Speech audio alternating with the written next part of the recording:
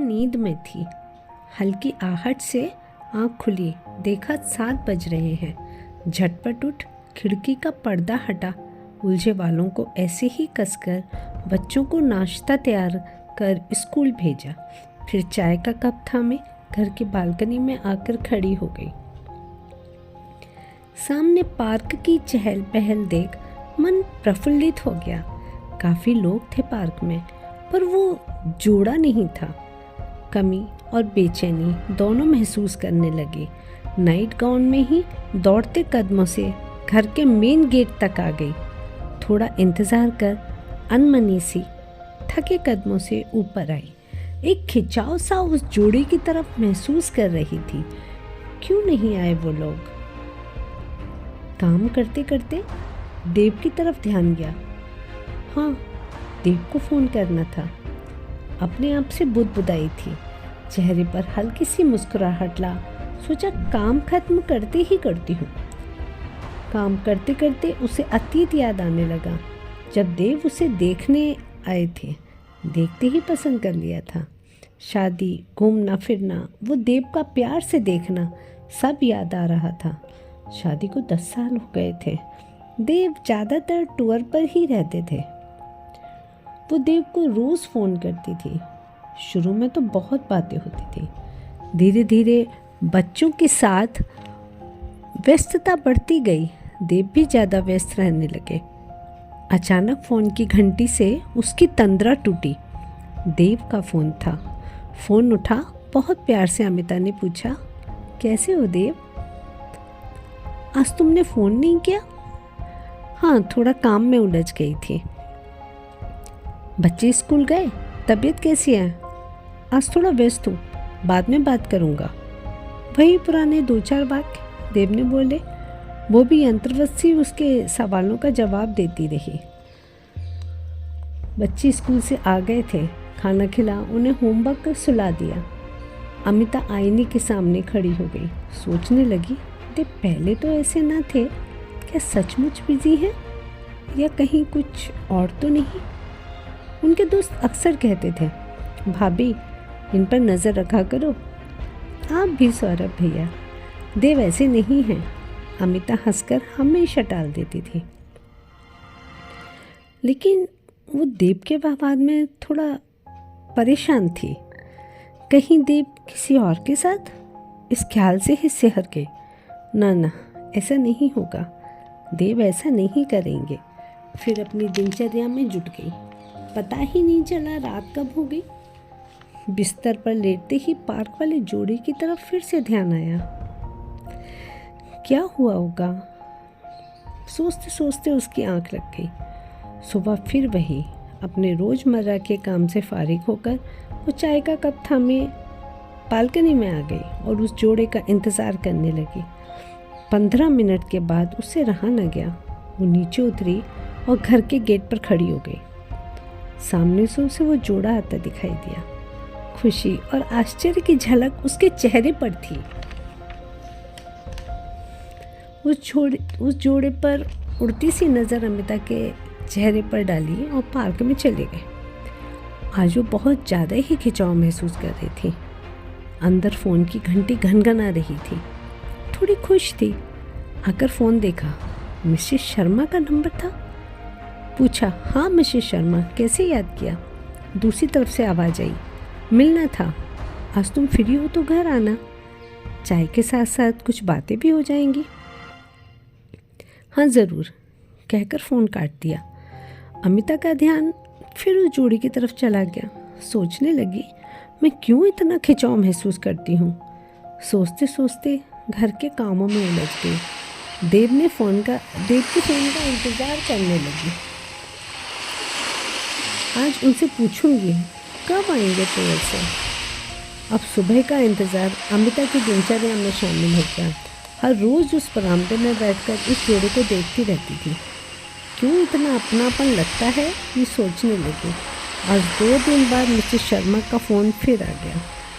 तुम आई नहीं? Oh sorry, आज ज़रूर आऊँगी, पक्का। क्यों मिसेस शर्मा बुलाने की ज़िद कर रही हैं? खैर मिलती हूँ आज उनसे ठीक 1 बजे। वो मिसेस शर्मा के घर की घंटी बजाती है। मिसेस शर्मा बात करते हुए बरामदे से गुजरकर अपनी बैठक में ले गई। वहाँ एक अजनबी को देखकर अमिता चौंक गई।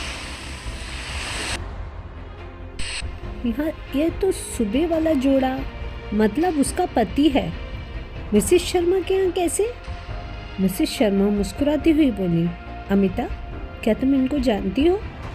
उसने उस अजनबी के चेहरे को ध्यान से देखा। कुछ पहचाना सा लगा। वो अमिता को देखकर मुस्कुरा रहा था। बोला, मैं शैलेश हूँ, पहचाना नहीं? शैलेश?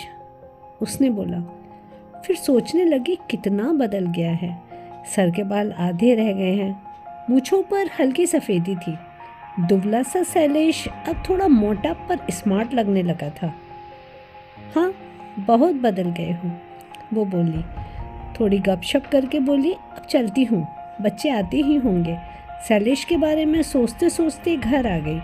वहीं शैलेश जो कभी उस पर जान छिड़कता था, लेकिन वो कभी नज़र उठाकर नहीं देखती थी।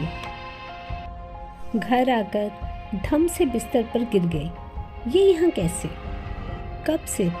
सोचने लगी। याद आया, हाँ, मिसेस शर्मा ने बताया था वो उसके घर से करीब 10 किलोमीटर दूर रहता है। जब उसे पता लगा अमिता इस शहर में है, उसने अपना तबादला कराया था।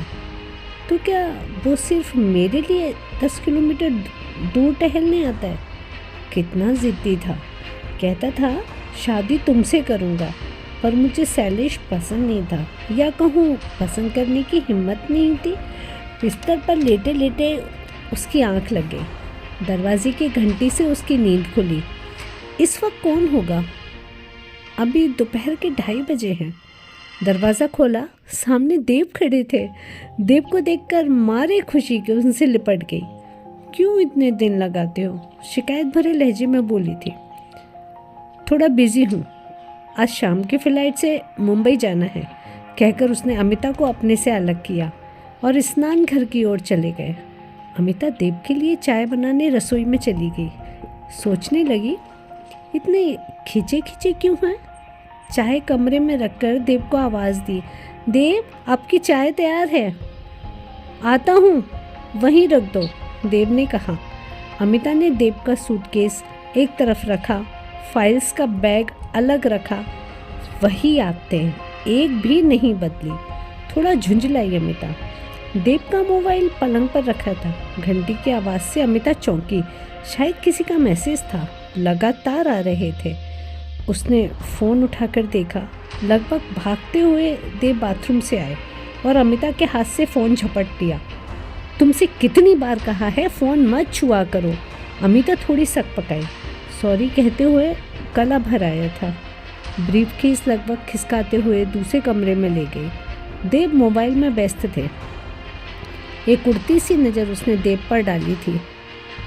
देव, ये किसके कपड़े हैं? किसी बच्ची के दिख रहे हैं। देव ने शायद सुना नहीं। कपड़ों के साथ जन्म प्रमाण पत्र देखकर चौंक गई। पिता की जगह देव का नाम लिखा था। वो अपने आप को संभाल ना सकी, पलंग पर बैठ गई। तो क्या सौरभ भैया ने सच कहा था? इतने में देव अंदर आ गए। ये क्या है? क्रोध में बोली। ये देव थोड़ा हकलाने लगे। फिर अमिता को शालिनी के बारे में बताने लगे। ऑफिस की लड़की है, मेरे साथ रहती है, हम लिव इन रिलेशन में हैं।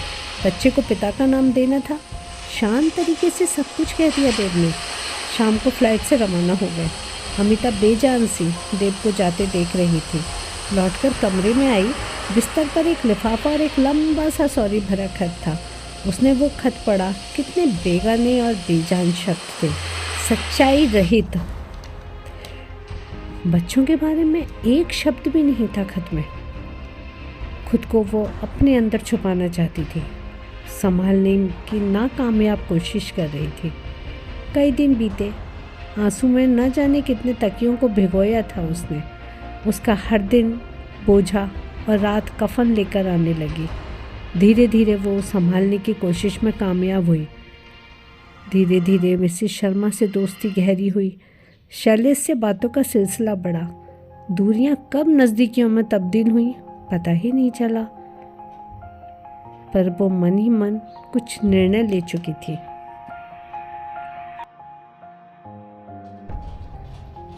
एक बदलते दिन के लिए।